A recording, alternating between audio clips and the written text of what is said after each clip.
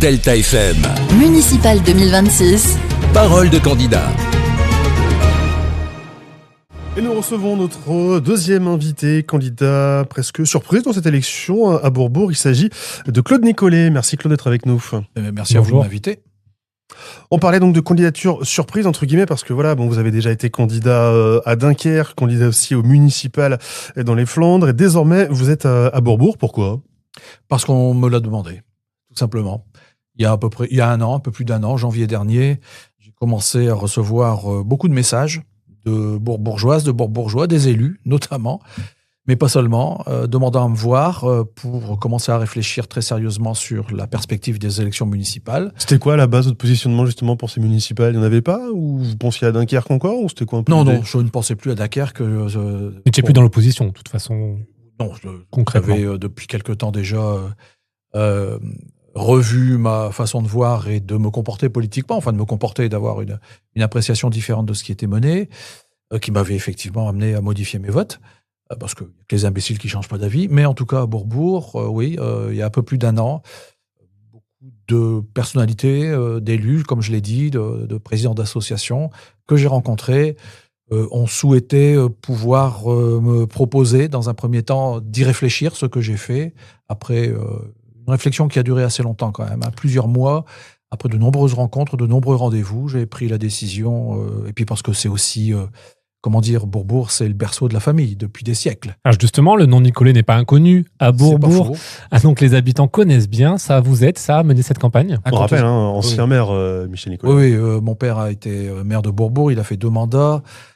Il a été très, très implanté à Bourbourg. La famille est très implantée, professionnellement aussi, parce qu'il a été longtemps moniteur d'auto-école. Il dirigeait une auto-école, donc... je ne vais pas dire qu'une fois sur 2, mais presque, au porte-à-porte. J'ai passé mon permis avec votre père, ou c'est lui qui m'a appris à conduire. Oui, incontestablement, c'est un plus.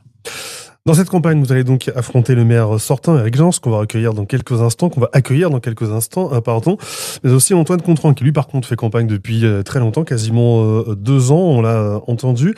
Bourbourg peut basculer Rassemblement National ? Non, Bourbourg ne basculera pas au RN. D'abord parce que mon concurrent du RN ne fait pas une campagne municipale, il fait une campagne pour la présidentielle ou la législative. Dans ses propositions, il n'y a franchement pas grand-chose qui concerne la commune. Toute sa communication est basée sur la proximité qu'il affiche, qui serait la sienne avec Marine Le Pen et Jordan Bardella. Moi, je fais une campagne 100% locale, 100% bourbourgeoise. Il n'est pas dans cette perspective-là. Le maire sortant, Éric Jans, quel bilan vous dressez de son mandat ? Je pense qu'il a très honnêtement, je pense qu'Éric a essayé de faire au mieux avec les moyens qui sont les siens et qui sont ceux de Bourbourg, qui ne sont pas, il faut le reconnaître, énormes. Quand on regarde le budget de la commune, je vais à grande séance. Pour l'instant, nous sommes d'accord. Mais en avril, ça va changer. Oui, sauf que son bilan, c'était par rapport à ce qui s'était passé et ce qu'il avait. Il avait un budget de 11 millions d'euros à peu près, quand Gravelines est à 65 et que Lonne-Plage, avec 1000 habitants de moins, est à 25 millions d'euros. Donc on voit bien qu'il y a là des disparités qui peuvent être lourdes de conséquences pour l'avenir en termes de fracture territoriale. Et c'est un dossier, notamment une problématique que je m'engage à prendre à bras-le-corps, notamment avec la communauté urbaine de Dunkerque, à prendre avec le CIVOM de la et de la Colme, et puis avec l'ensemble des intercommunalités voisines, et de rétablir des relations de bon voisinage, ce qui n'est pas nécessairement le cas aujourd'hui.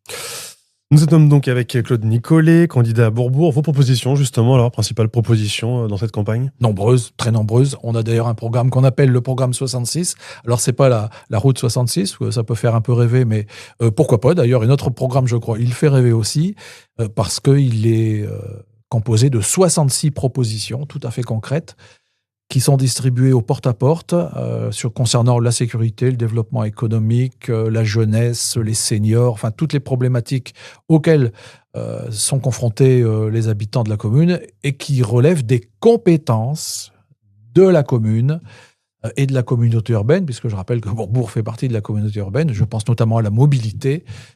Tous ces sujets-là sont traités dans le détail et c'est un programme qui a été fait avec les habitants, avec le porte-à-porte, avec les réunions publiques, donc 100% local encore une fois.